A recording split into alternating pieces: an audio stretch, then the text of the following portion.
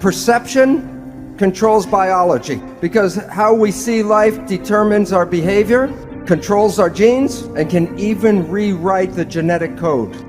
You're not a victim of your genetics, but you are responsible for what unfolds in your life. What you believe creates your life, on the inside and on the outside. I will show you where you got your beliefs from, and I will explain why it's very difficult to change your beliefs even when you talk to yourself. It doesn't work. I will give you the neurological reason why it is difficult. And then I will show you how easy it can be to change a belief. Perception controls life. No two people see the world in the same way. They have different perceptions. But let's do a perception test. I will show you two surface areas that are not regular. You must, with your mind, see which is bigger. Which has more surface area, Europe or South America? Calculate in your head the surface.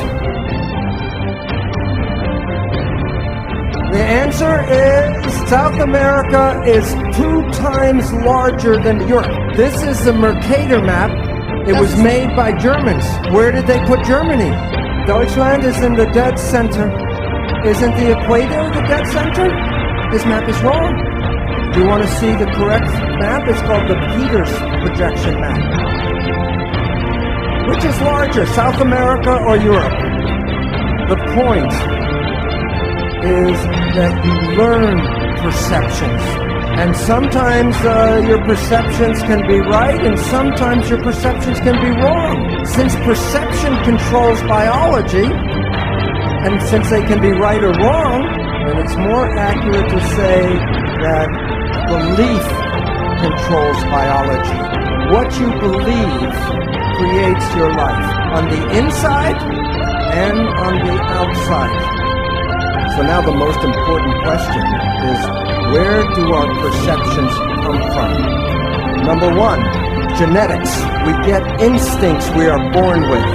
You do not have to teach a child how to pull its hand out of a fire. It is also very complicated instincts. For example, when a baby is born, every baby can swim. From the moment it's born, it can be born underwater and swim like a dolphin. And this brings up a question which I'll answer in a little bit. If we were all born with the instinct and the ability to swim, then why do we have to teach children how to swim? And it's related to the second source of perception, and that is the subconscious mind, where our learned habits and learned experiences are recorded. So maybe I'll talk about the swimming now. Okay. When a baby is very young, the parents are afraid that the baby will drown. So every time the baby goes near the water, the parents, the baby's by the water! By the sink, by the toilet, by the brook, wherever the water is, the baby hears the parents get very excited. So the baby learns that water is dangerous. And it has a fear of water because the parents express the fear, so the baby is afraid of water. So when the baby is 5 years old, the parents buy him a bathing suit. And they want to put the baby into the water, and the baby grabs the parents like a cat with claws, because what is in the baby's mind?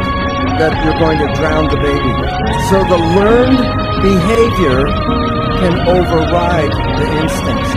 The third source of perceptions is the conscious mind, which is different than subconscious mind. The subconscious mind is learned habits. The conscious mind is creative programming. We talk about genetics because you were born with that as nature. It's in your nature to pull your hand out of the fire. But the subconscious behavior is learned, so it's based on experience, and it's called nurture. And for 100 years, science says, which is more powerful, nurture or nature? And it's a useless argument, because what's more powerful? Consciousness. When you are conscious, you can rewrite the instincts, and when you become conscious, you can rewrite the experiences of your life. So that it is important to recognize that what we are not using enough of in our world today is consciousness. And I will describe in a little while how most of our lives, at 95% or more of our life, is controlled by the habits of the subconscious mind. Now the question is, in development, what environment shapes fetal development? And the reason why the environment is important is I showed you in tissue culture, the fate of the cell is controlled by the environment in which the cell lives. Whether it's just one cell or billions of the cells in a fetus, it's still the same response. So the question is, what environment is controlling the development of the fetus? The mother's environment shapes the fetal environment. When a woman is having a baby and she visits an obstetrician, the obstetrician asks mainly three questions. Are you eating well? Are you taking vitamins and minerals? Are you getting exercise? Why so few questions? And the answer is this. Medicine believes the fetus is controlled by the genes, genetic determination. And so therefore, the development of the baby has nothing to do with the mother. And so therefore, the mother's only role is to feed the baby. But as we talked about, the new science called epigenetics says that the environment controls the genes. Now think about, is there more in the mother's blood than just nutrition? Yes, emotions, the chemistry of emotions, the stress hormones, and all the other factors that control the mother's body also go into the placenta and affect the fetus. If the mother is happy, the chemistry of happiness makes the baby happy. If the mother is stressed or angry, the baby is stressed and angry. It's not the baby's brain that is controlling that, it is the response to the chemistry of the mother's blood. And now we know that the baby's brain is learning. Halfway through pregnancy, the brain starts learning.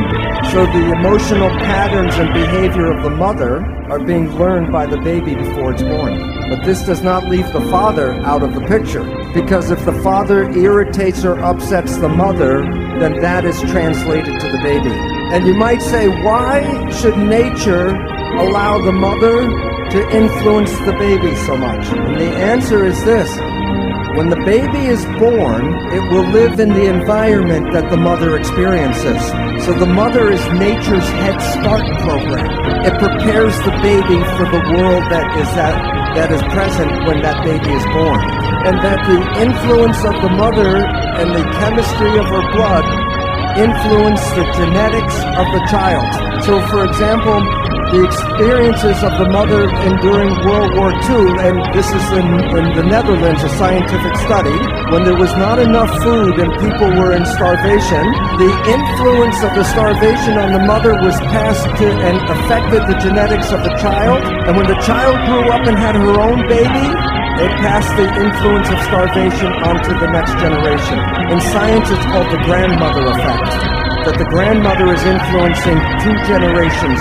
As I mentioned, medicine has said that all the development is just controlled by the genes of the baby, and that the brain and the nervous system of the fetus doesn't really work until just near birth. This is now proven to be totally wrong.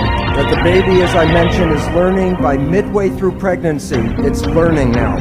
So if the father talks to the baby through the abdominal wall, the baby will learn the voice of the father, and when the baby is born and the father says any words, the baby will know which one the father is.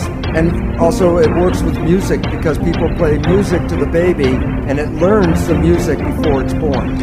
Our personality is already derived by 2 years of age, and that's the personality we will express through the rest of our lives until we change that. And I have been talking about how parents influence the genetics of the child, and I say parents are genetic engineers because they shape the genetics of their child. And I've been talking about that for 20 years, and now finally science, and this is from Scientific American, and the conclusion, as they show, the findings suggest that a mother's parenting style can affect the activity of a child's genes. So there is a lot of responsibility in being a parent that we have not been aware of, because we've always said genes control